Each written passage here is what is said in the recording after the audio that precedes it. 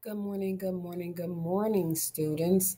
Today, I would like to discuss with you how to um how to get to your email and access your email. Okay, so we're gonna walk through the steps of how to get to your email. So I am starting here with a student account. Okay, I'm in a student's account, and I want you to see it from the way you would see it on your side of the screen. So the first step will be to go into your Clever. We worked on that before, and you already know how to get to your Clever, right? So when you go into your Clever, you will see all of your different resources and apps that's available to you.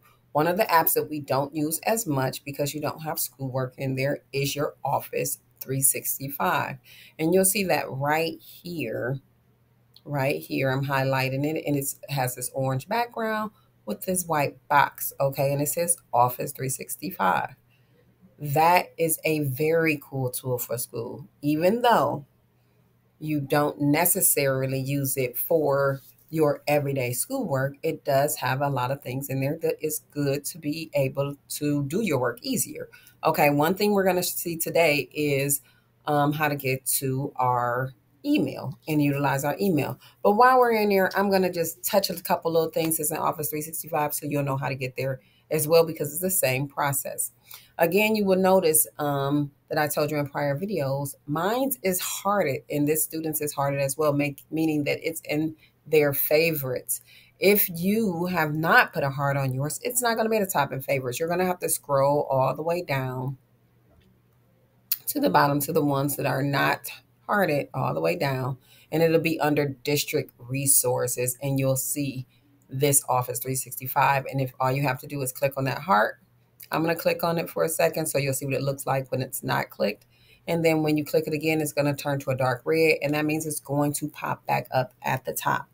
It's going to pop back up at the top all the way to the top. I don't want to make you blind by scrolling too fast. It's going to scroll all the way back to the top in our favorite resources. Okay, in our favorite resources.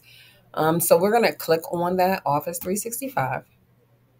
And this is going to pop up just like this. And then you're going to go ahead and just so you know, I know a student's information popped up. We do have the authorization to share, not to share it, but to be able to use this account. Then you would click go to Office 365. And then you have to give it 4 minutes. It's going to open up in a separate window. And it's going to take you into your 365. If you have never been here before, it may pop up into a sign in screen first. Within that sign in screen, all you have to do is click the one that says sign in because we use a one click, one sign in process with Clever. You don't have to sign in again. You just click sign in, and then it's going to bring you to this page. Okay, into this page. This page is like the hub of the Welcome 365. All right, when you're in this page, you're going to see any kind of Word document you made or Word document that was shared with you, right? Because you have access for multiple things in 365. It's not just for your email. It it is a place that houses your email, but it's not just for your email, okay? All right, so right here we call this the waffle. So if your teachers ever say, go to your waffle, you know it's this thing that looks like a waffle. It has these 9 little round dots and it kind of looks like a waffle. That's why we call it a waffle. So you're going to click on that. And then this drop down is going to come down with all the different things that Microsoft 365 has to offer. They have to offer your email.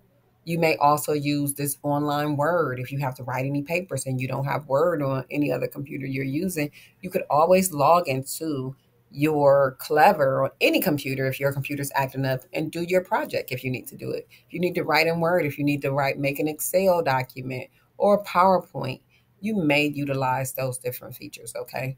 So those are the ones we use the most. There are some other things in there, but we don't typically have students use those, but we have them do PowerPoints. Sometimes we have Excel, we'll teach Excel sheets, and many times you'll use a Word document and type up an essay or report or things like that. All right. So those are ones that is already paid for you with its 365 for your students. You have access to. You don't have to buy anything else or get another program to use it in. But today we're definitely going to look at this Outlook. Outlook is our email system. So when you click on Outlook, it's going to open up like this.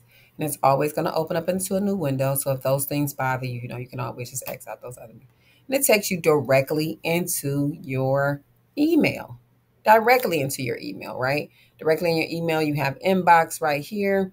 Where it's going to automatically come to your inbox. It's going to have all your new emails. If you want to send an email, you would click new email, and it'll pop up a box for you to create a new email.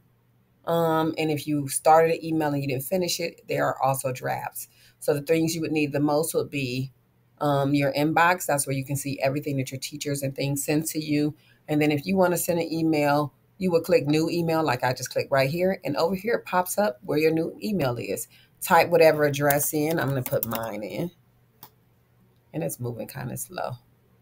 I'm actually just going to put my first name in. If you have a teacher's name in there, usually if you put the first name in there, it's going to pop up. Boom, there I am. And I would click that one, and it's going to put my email address right in there. So if you're trying to send a message to your teacher or your principal, or you are working as a partner with your friend and you want to send an email and say, this is my part of our project, you just have to put usually their first name or their last name in their email address usually will pop up.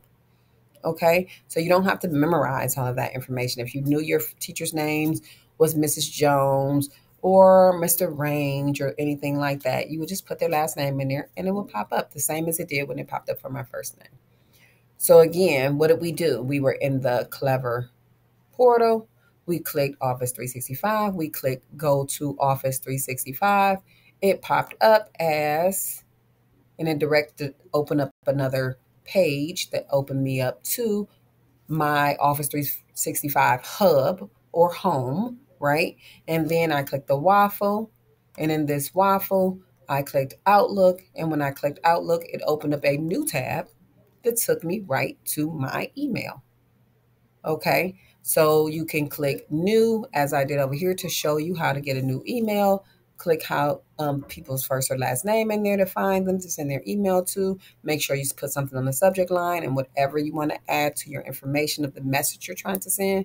If you just want to look in your inbox or you want to get out of that message, just click inbox. It'll take you back to your inbox. And there is your email. How do I get to my email? How do I use it? You should be using your inbox very regularly. Daily, you should be in your email. You should be checking your emails. You should be sending emails. We are a system that gives you many of your updates will come in your email. So in June, especially in junior high school, third, fourth, fifth, and sixth grade, seventh and eighth grade in our high school children or young adults, I want to say, they should be using those emails. You should be using your emails very regularly. You're getting ready for real life. So there you have it. That's how you use your email.